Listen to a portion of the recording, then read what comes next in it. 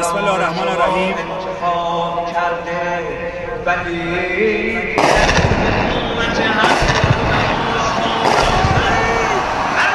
بله سلام عرض می‌کنم خانم امامی، همکنون که من دارم با شما صحبت میکنم پدافند داره عمل میکنه و ما شاهد اجتماع حضور مردم هستیم در میدان انقلاب. ما نمیترسیم، ما اینجاییم، ما اینجا هستیم، مردم اینجا هستن. حتی در مقابل پدافندها در برابر موشک‌ها ایستادن، مردم ایستادن، اومدن بیعت کنن با امامشان، با امام خامنه ای آمدن بیعت کنن و لبیک میگوین.